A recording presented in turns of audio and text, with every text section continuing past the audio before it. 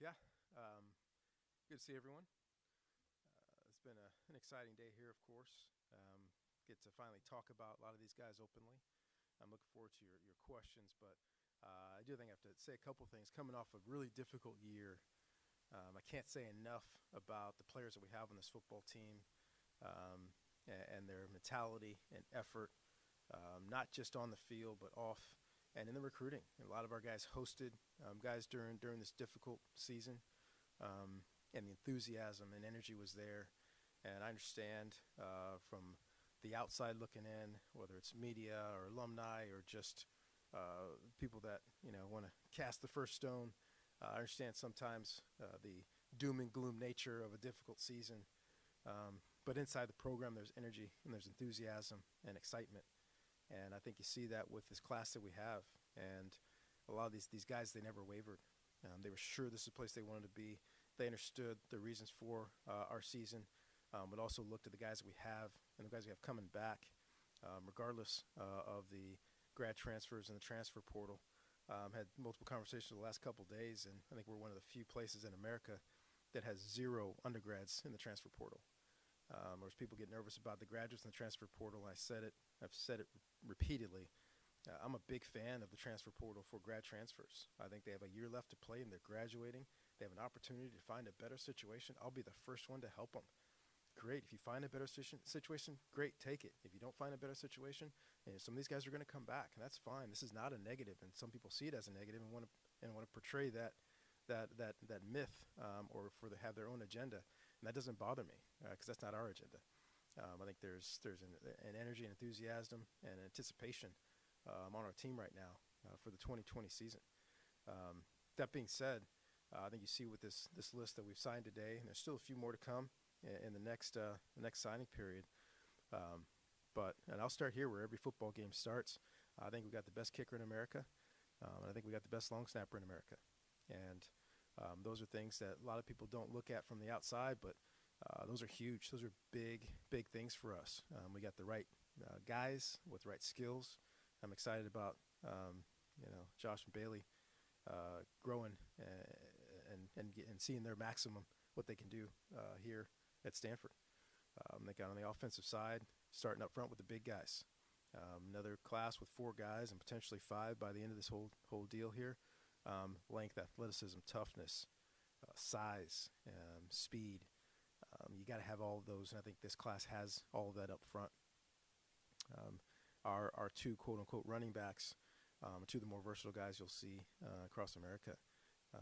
The guys that can play from the backfield, they can play flexed out, they can catch the ball in the backfield, be in the return game. So excited about versatile guys because that's what this game has become.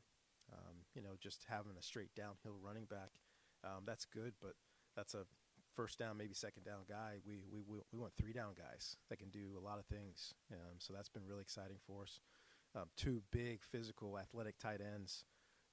There's no place in America better to come play tight end than Stanford University. And I think today again shows that.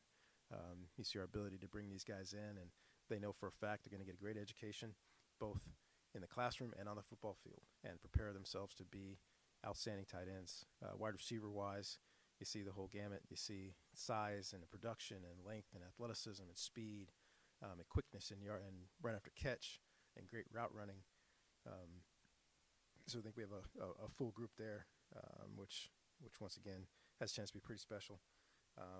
On the defensive side, every year we're gonna try to find those defensive linemen, and to bring one in right now who's a big, quick, athletic, difference maker. Tobin, you see him play inside, you see him play outside. He's got some versatility, but as much as anything, he's walking in the door, in the 290s as opposed to in the 250s trying to get bigger. And this is a big, as our coach Randy Hart used to say, a big rascal that's got a chance to come in and play at some point while he's here. If it's early, great, but we know this man has a very bright future. Hopefully, once again, we'll bring in another in the next signing period. Defensive back-wise, you can't have enough defensive backs in this conference. The spread teams, the ball is up in the air a lot, but bottom line, you also have to be good tacklers, and we think we've got athleticism and length in our secondary that we're bringing in this class, both at the corner and the safety position, some versatility, but we got physical guys that can tackle in space as well as have good ball skills to do some special things. And then, some of our non-scholarship guys, too, which we have a great history here of our non-scholarship guys coming in and contributing. We had a ton of them play this year. A couple guys have earned scholarships, so bringing in linebackers and as many positions as we can. But once again, bringing in the right guys to come in and work on this football team and find a way to contribute is what we're as excited about as anything else. So I'll open it up for questions.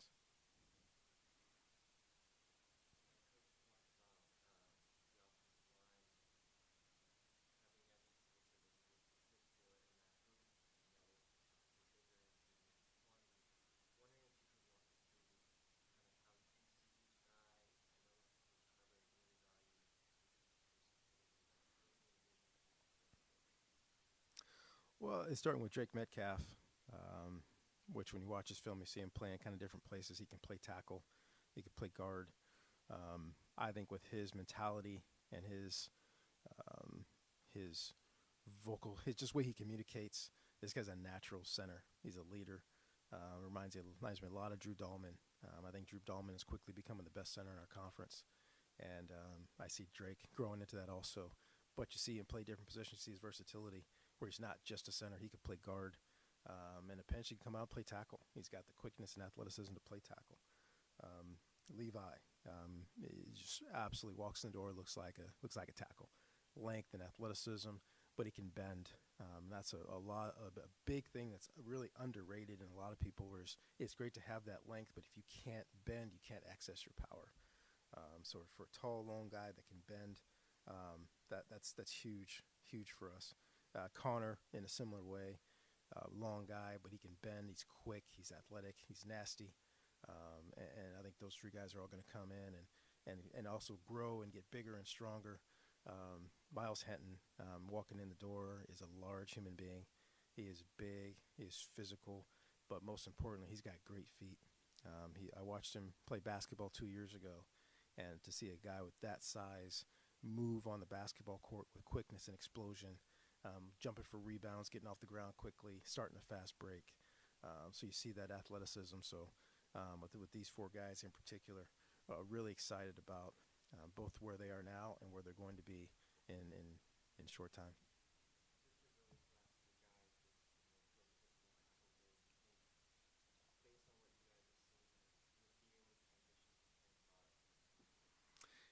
That's a great question, and I'm not sure until they get here and we have an idea.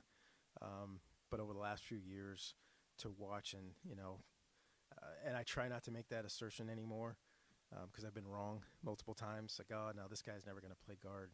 And then Foster walks in the door. I'm like, okay, Foster's a tackle. He's not a guard. And early on, I'm like, gosh, this guy's an athlete. He can run. He can move. He can get out on screens. He can pull. I'm like, maybe he can play guard. And so he actually played some games at guard last year. And now he's come out this year and had his best year as a college football player at tackle. But we also know in a pinch, we can throw him in there and play guard. So each guy's different. Some guys learn one position really well, but you put two positions on them, it's really difficult.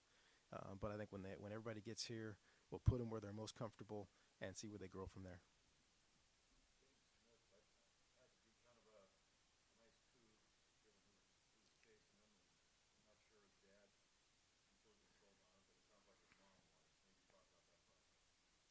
Well, I have to give the Smith family a lot of credit. Um, this is a hard thing to go through for a first time in this recruiting process. And when you have a young man who's a national recruit, there's a lot of people from a lot of places pulling at you. There are a lot of emotional roller coasters that you go through during this time, and I give them a lot of credit for kind of helping stabilize his world for him. EJ's his own man. He thinks for himself, but he's got great guidance. I do believe as we got close to the end, both of his parents, Emmett and Pat, both of them really supported this decision to come here. They knew that he's going to be a really good football player, no matter where he went. And this was the extra, to come to this place, not just for the education, which is outstanding, but for the people that are here, that can be a part of his life and continue this journey that he's been on. I think as a family, they thought this was great for him, but they weren't sure until he actually picked up that hat today. And it was great to see that emotion and that enthusiasm, because it has been a long road and it's been a tough battle. But more than anything, EJ knows he made the right decision for him, both now and his future.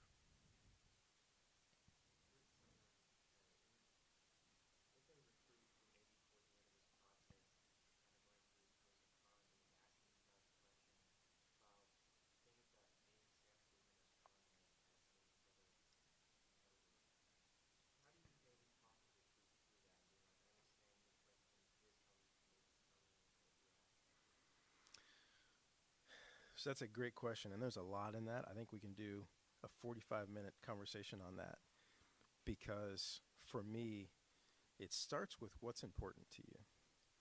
I can't make something be important to someone. I have to find out what's important to them and guide them through that process. And sometimes when we go through that process, sometimes honestly that leads towards going someplace else.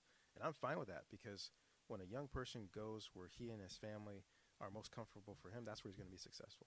And often that's here, and sometimes that's someplace else. So going through that, finding out what's important to you and your family, what are you looking for? And don't give me lip service, give me the honest truth. And we'll go through, and if the priorities are, yes, playing great football, yes, being part of a great program, yes, getting a great education and be surrounded with great people, there's no place in America that compares, in my opinion, to where we are. Now, when those other questions come up, right, your stadium doesn't seat 100,000 people. Say, okay, we're not making any additions anytime soon. Now, is that important to you?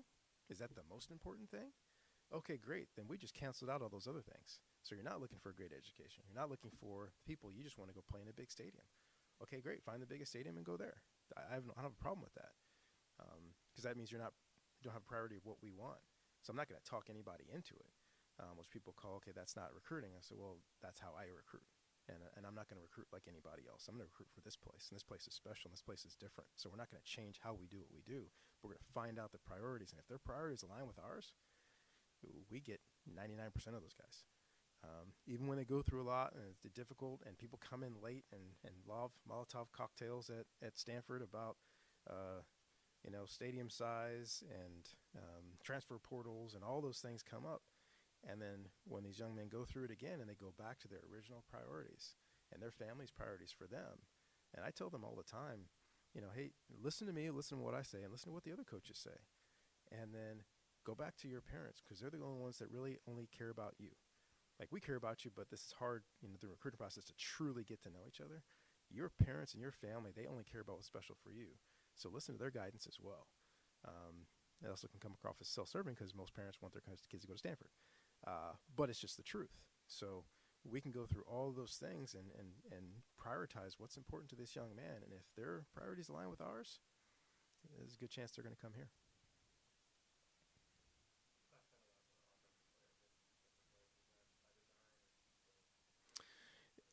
For the most part, that's where our numbers were.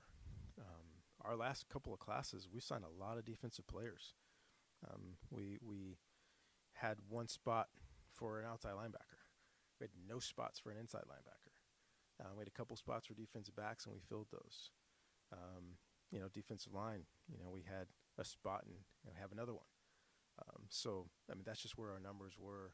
And if you look at our class, even or at our roster, you forget about all the injuries, but you see who's on the team, and we have a lot of guys in the secondary, linebackers, and so we've got a big numbers there. So we're really young team, and I'm excited about the guys that we have.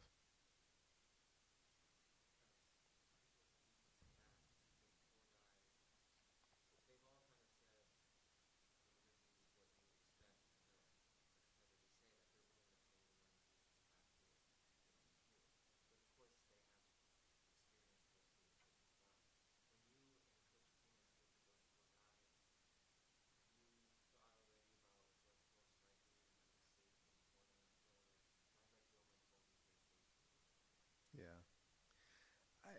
Much like I said earlier, for most of these guys, we're going to start them where they're comfortable and teach them a lot of different things. But a guy like Aiden's played all over the place. But most likely start him at safety and see where he goes from there. Alakai, safety is probably more comfortable for him, but also teach him nickel. So kind of teaching them the defense and finding out where they're comfortable and what they know and what they understand and what can help them play fast. But when it's all said and done, at the end of the road, it's going to be where can you get on the field and where can you be most effective. So that's true for all of our guys, but those guys in secondary in particular, Coach Aquina does a great job of teaching the positions conceptually. So you guys know what their responsibilities are, but then he's got a lot of things that he runs through and a lot of things that he does just to see their movement and their athleticism and see what they're most suited to do. There's some guys that'll play, we'll teach them, okay, you're going to learn corner and safety. Some guys are going to say, you're going to learn corner and nickel. Some are going to learn safety and nickel. So they understand have a good broad understanding of our defense.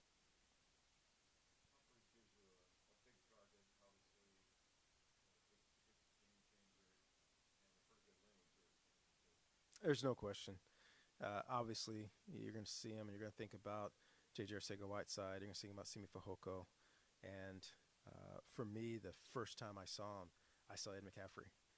I saw a tall, long, fast receiver that can make difficult catches, but that can also drop his weight and get out of breaks. I mean, that's hard for a guy who's over 6'4" to truly run a curl route and a comeback route.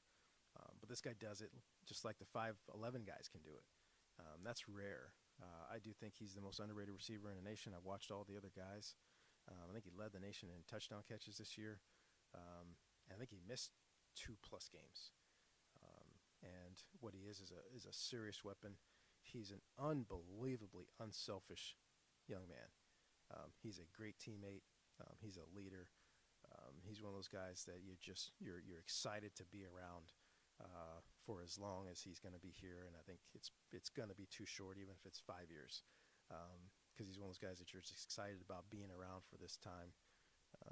But he's a guy that changes field position, and changes games.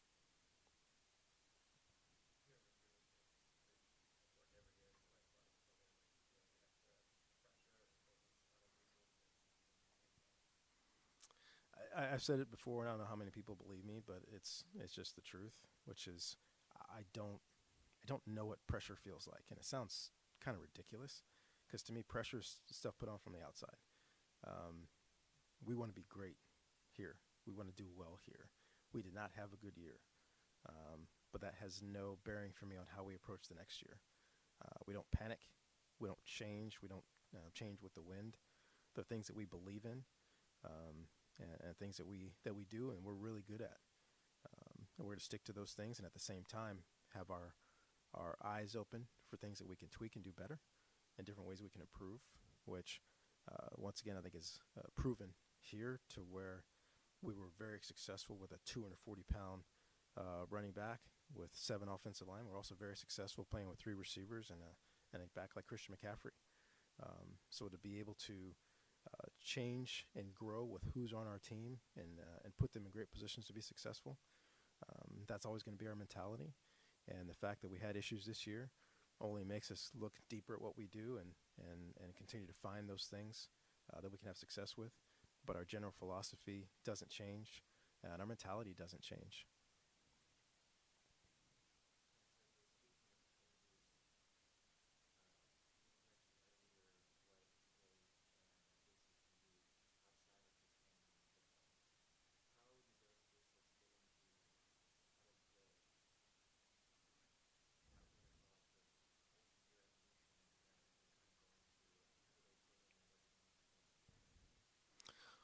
Well, when you look at the beginnings of this offense, some say go all the way back to Cincinnati. Some say go all the way back to Sid Gilman. But where Bill Walsh took it in the late 70s and early 80s, first here with Darren Nelson, you see that versatile running back that led the nation, I believe, in receptions.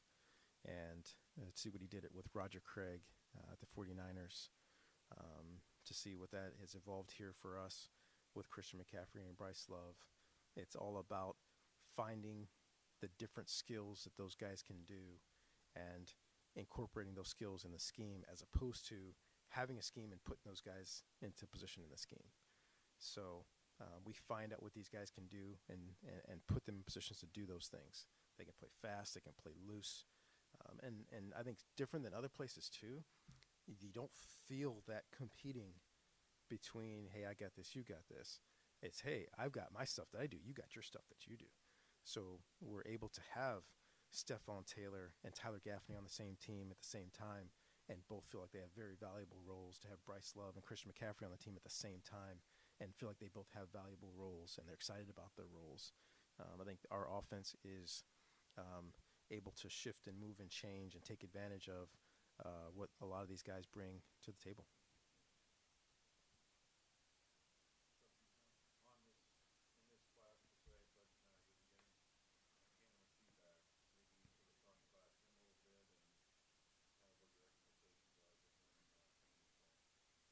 And that fax did come in, right? So we can have this conversation. Yes, we've been excited about Tanner for a while, and it's so crazy to see that's finally about to come back to us. But here's a young man who has got prototypical size. He's got a quick release. He's got a strong arm, and he's got that X factor, that athleticism to be able to move and slide. And for a young man, this guy throws the ball extremely well on the run. He pushes up in the pocket and can hurt you with his legs, but at the same time, he can buy time and make big plays down the field. He's got a mind for the game. He's got the personality of a leader. I'm excited to get him back on campus, and we're not going to rush it. We're not going to go fast. I think he's going to come back and just be excited to be here and try to put his foot on the gas pedal, and we're gonna get his body right, get him back into shape, and get him back into this offense and let him get comfortable. And it won't be too long before he's competing. And we do think there's an extremely high ceiling there where he's got a chance to be very special.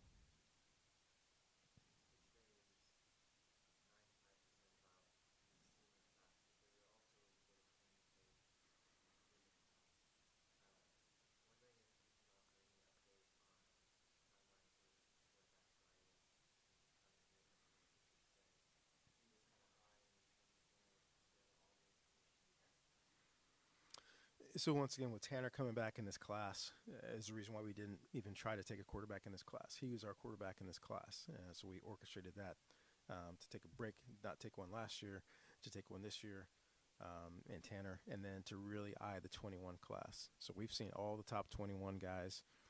We have a bit of a list. We're not like everybody else. We're not going to offer 10 of them and see who bites. We're going to whittle it down over some time. We're not going to rush it.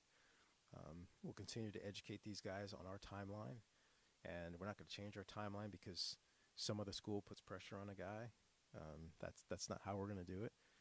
So I think by the time we get to the end of it, and I'm sure by springish, we'll have already met these guys on campus. Will be some of them get on campus. Some will come to camp. Some Coach DeVita in particular will go see this spring and watch him throw live, and we'll have another powwow, and we'll narrow it down to a top few, and that top few is going to consist of those guys also that are going to do the academic things that we need them to do. So it's a multi-part for us as far as the evaluation process, and then also who's going to stick in with us, who's going to do what we ask to do, who's not going to give into the pressure of someone else who's trying to get them to commit, and who's going to do the academic gymnastics that we ask. And we'll end up with the right one that will do all those things and do them enthusiastically and give us the assurance that, hey, you know what, this is a place that I want to be, and I'll do whatever it takes to get there. And we'll get to that point, and then eventually we'll have our guy.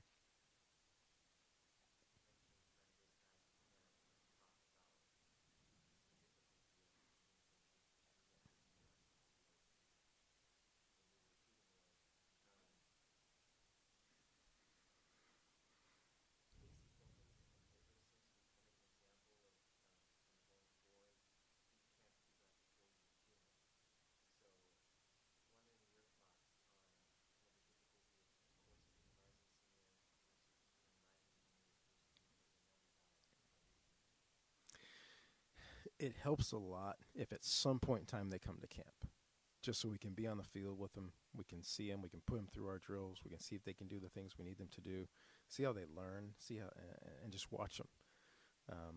It becomes harder when they get older, and the earlier time frames have changed that. But I'm not going to say that it's better. I think a lot of these young people are, for lack of a better word, misled.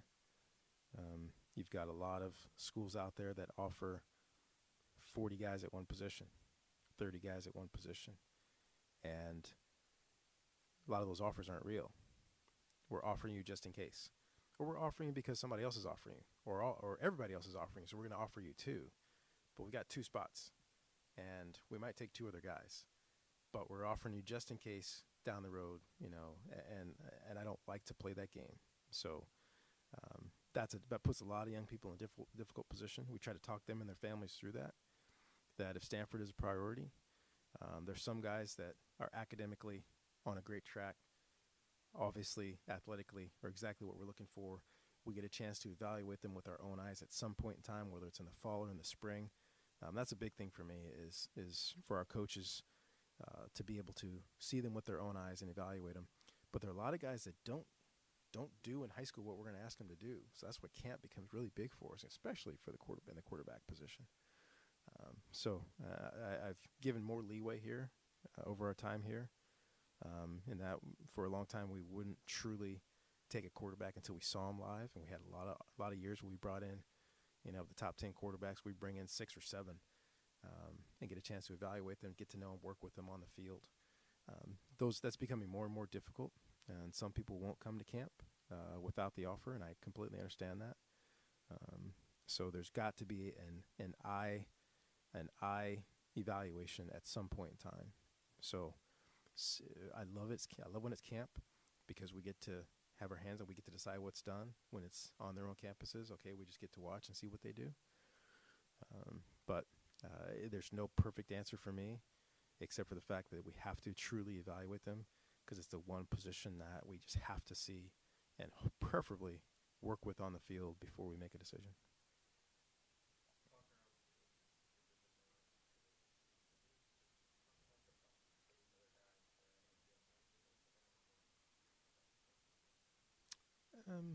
I think Walker's case is a little bit different in that he's been rehabbing for a long time. He's worked extremely hard. He's the strongest he's ever been. He took it very seriously. He knows he wants to come back and dominate. He doesn't want to come back and play. He wants to come back and dominate.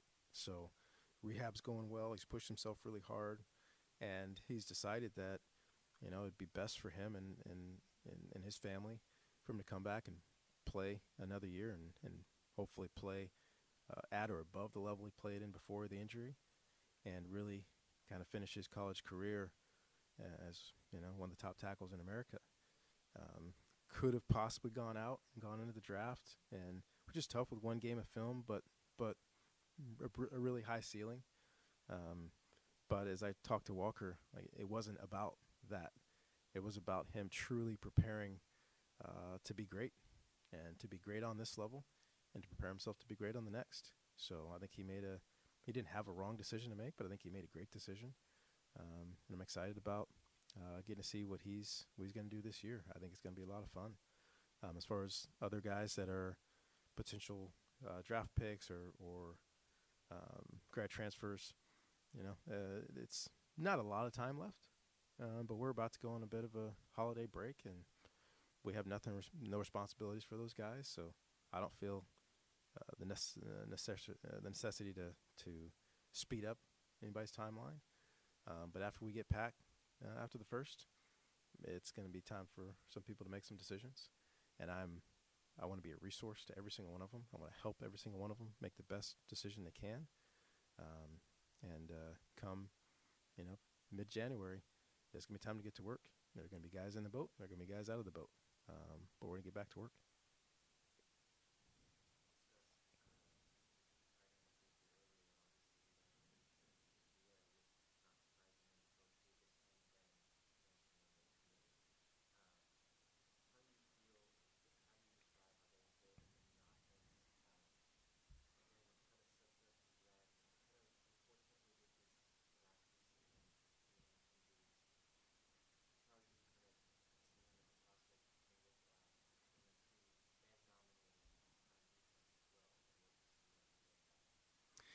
Yeah, and I'll start with Lucas.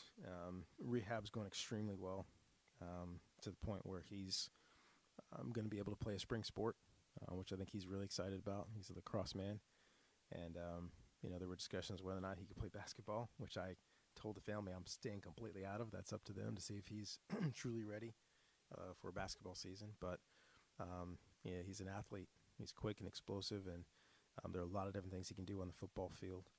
Um, as for our two-way tight end, defensive end, he told me in no uncertain terms that he's an offensive player. But what I love about him is he plays offensively with a defensive mentality. He's a tough guy. He's physical. He's strong, but has that athleticism, that versatility.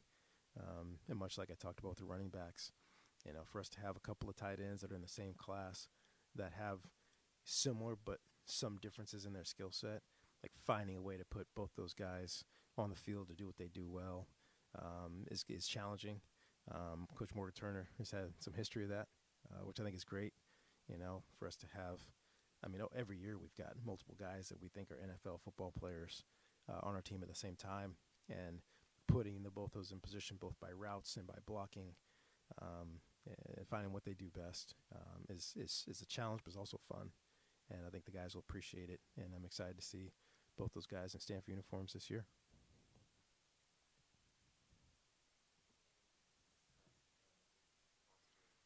You've never asked me a tough question. That's okay, though.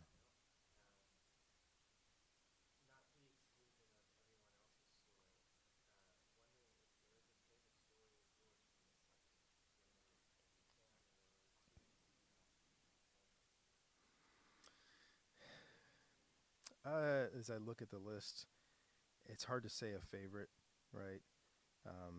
Myles Hatton, his dad, Chris Hatton, was at the Vikings when my dad was there. So to close that loop, it's like, oh wait, you're Willie's son? That was a lot of fun. For Bryce Farrell, who got on our radar early on and was just fired up to be here, excited to be here, and jump in the boat early, and to be, even as other people kind of came in to check on him, like, no, this is where I'm going, this is what I'm doing. To see that early on from a guy who's just excited about this place, both as a football player and as a student. To see Tobin Phillips literally grow over the last year and a half and get bigger and stronger, and he's another one of those guys too that I have no idea how they rank these guys. That he's wherever they have him. This guy's been one of these. He's one of the area players of the year. This guy is a game changer up front. So excited about getting him here also. It's hard to say one. You got Amari Porter, who's we played his dad in a bowl game a couple years ago. So his mother met my wife, and okay, you can meet at the bowl game, you talk a little bit, and okay, we'll see you down the road. And next thing you know, oh gosh, we're recruiting your son. So there's a lot of those different things that have kind of come across, but that's what happens when you recruit here at Stanford. Is there's so many paths that cross. You're going all over the nation, so you have so many different stories. But also, as was mentioned earlier, I did an earlier interview. The number of guys on this list that made it a point to make it to Stanford at some point before they were teenagers. Some guys in here were, hey, I was 10 years old. Hey, I was 7 years old. Hey, I was in 7th grade. Like, I circled Stanford, and I said, that's where I'm going to go.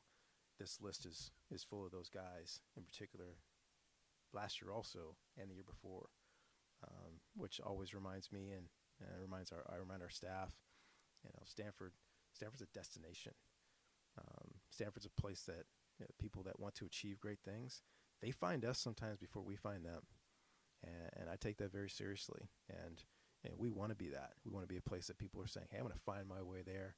I want to be successful there, but at the same time, Stanford's going to help me be successful beyond Stanford. So you have a lot of stories that relate to what I just said on this list in front of me.